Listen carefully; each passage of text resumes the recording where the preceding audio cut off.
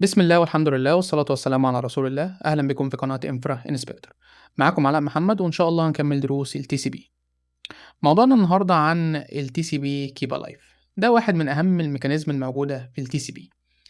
مهمته إن هو يديتكت الكونكشن فاليد أو لأ، وده عن طريق إن طرف من الطرفين الكونكشن بيبتدي إن هو يبعت باكيتس للطرف التاني بعد فترة معينة من الايدل كونكشن علشان يشوف هل الطرف التاني مازال موجود على نفس الكونكشن ولا حصل مشكلة.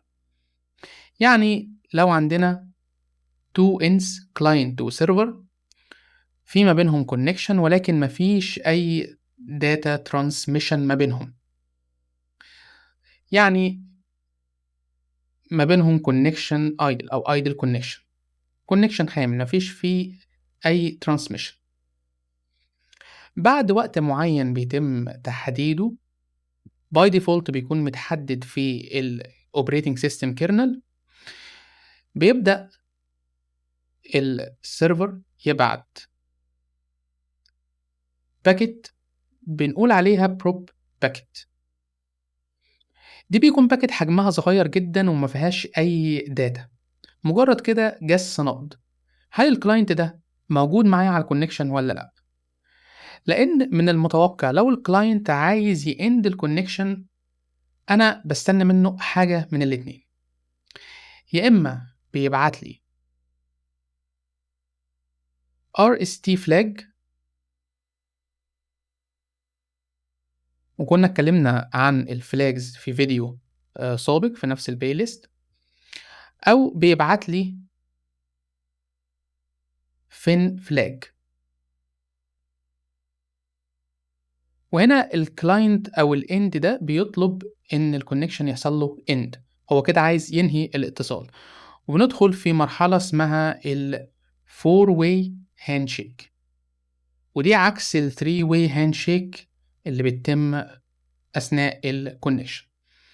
دي بقى بتتم أثناء انتهاء أو الكونكشن اند. في احتمال إن الكلاينت يحصل له كراش. تخيل معايا لو أنت مثلا بتعمل SSH أو بتلوجن على ريموت سيرفر، وبعد ما عملت كونكت حصل كراش لللابتوب بتاعك. السيرفر ما عندوش علم بالكراش ده، هو مستني منك حاجتين عشان يند الكونكشن، يا إما تبعت له فين فلاج أو RST فلاج عشان يبدأ إن هو يند الكونكشن.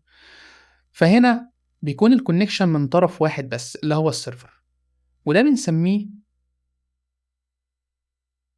هاف اوبن كونكشن، وفي الحالة دي بنطلق عليه برضو زومبي كونكشن. هنا بقى بيجي دور ال TCP Keep Alive. أول ما السيرفر يلاقي إن الكلاينت مش بيبعت له أي حاجة أو ما بيستقبلش منه أي حاجة، بيبتدي يبعت له small packet اللي هي البروب باكيت، وبيستنى منه acknowledgement. لو بعت له الاكنولجمنت دي خلاص يبقى الكلاينت لسه موجود على نفس الكونكشن. طيب لو الكلاينت ما ردش بالاكنولجمنت، يعني انا متوقع اكنولجمنت، طب لو ما فيش بقى اكنولجمنت بيبتدي السيرفر يبعت باكيت تانية بعد وقت معين، انترفال معين. طيب افهم من كده ان احنا بنبقى محددين 3 حاجات اساسيه. اول حاجه الكيب الايف ده هيحصل امتى، بعد قد ايه من الايدل كونكشن، ساعه مثلا او ساعتين على حسب. طيب تاني حاجه عدد المحاولات، انا هفضل ابعت البروب باكيت دي لحد امتى، 4 مرات 5 مرات، ده بيتم تحديده. وبين كل باكيت والتانية استنى قد ايه،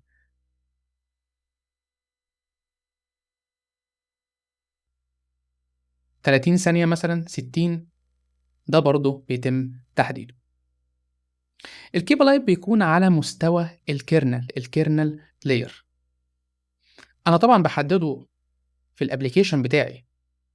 يعني لو أنا عندي back end application،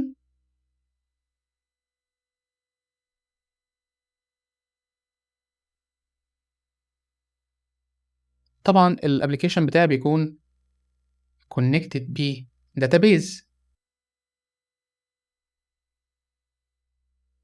عايز أحدد ما بينهم أو أفعّل ما بينهم الkeep alive. نفترض إن الapplication بتاعي ما فيش أي users عاملين connect على الapplication، ما فيش أي users، الapplication بتاعي idle. فكده ما فيش أي queries بتتم على الdatabase، فكده ممكن الload balancer أو الfirewall يعمل drop للconnection ده، وده طبعًا أنا مش عايزه يحصل. طبعًا في databases زي الMongoDB by default الdriver بتاعها بيعمل reconnect مرة تانية، تمام، ولكن ده مش موضوعنا دلوقتي. طيب أنا هاحدد داخل الapplication بتاعي فليكن مثلًا Node.js، تمام، أحدد إن يحصل keep alive، يبقى الkeep alive معمول له enable، تمام، علشان كل فترة معينة أبتدي أبعت الprop packet دي للdatabase. طيب إيه اللي بيحصل فعليًا بقى وراء الكواليس؟ الkeep alive ما بيتمش من خلال الapplication layer. في الحقيقة اللي بيحصل إن بيكون في الapplication بتاعي بيكون ليه socket. الsocket ده بيكون combination ل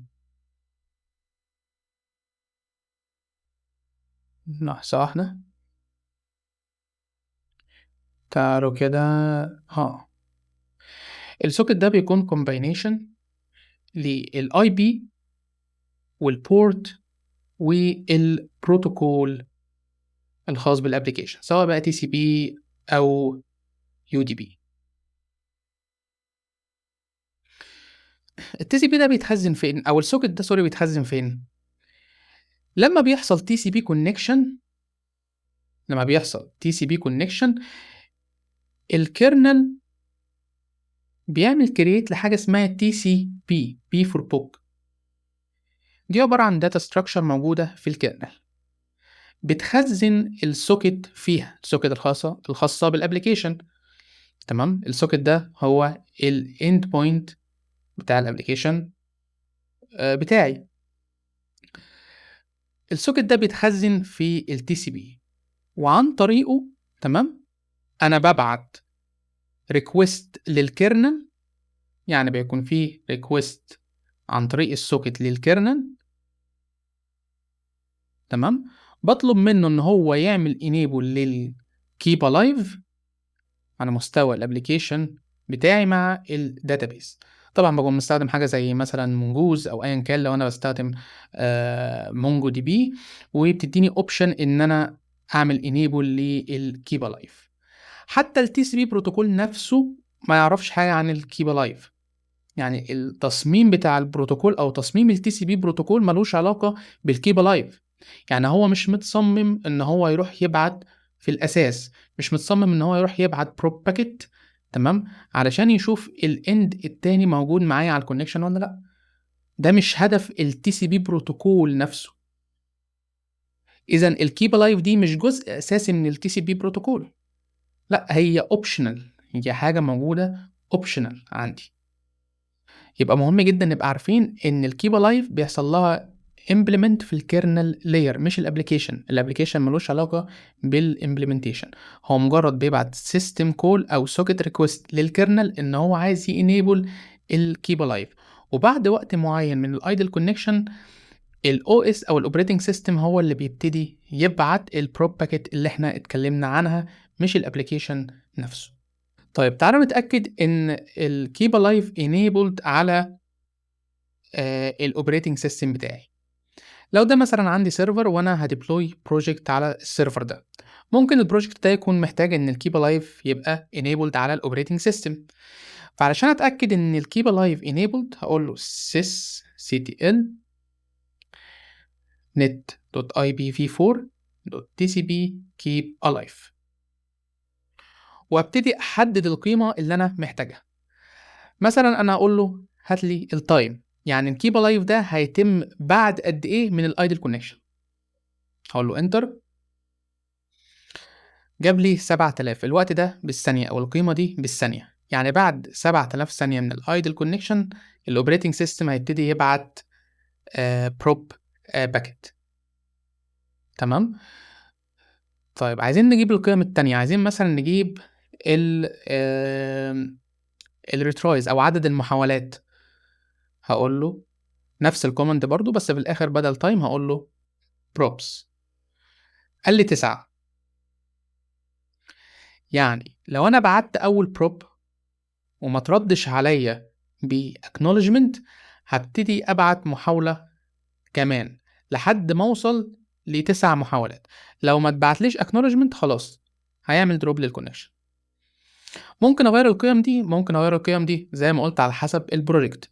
اللي مسؤول ان هو يغيرها في الاغلب بيكون السيستم ادمن او الديف اوبس، ولكن برضو لو انت عايز تغيرها برضو بنكتب نفس الكومنت. تعالوا مثلا نغير التايم. تمام. ولكن بعد السي اس تي ال بقول له داش دبليو، وبقول له القيمه اللي انا محتاجها مثلا 300 ثانيه. اقول له انتر. بريميشن دينايد، محتاج مني ان انا اكون السودو، لازم الروت هو اللي يغير القيمة. تمام كده القيمة اتغيرت. لو أنا عايز أتشيك،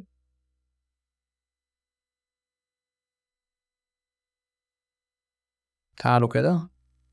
هو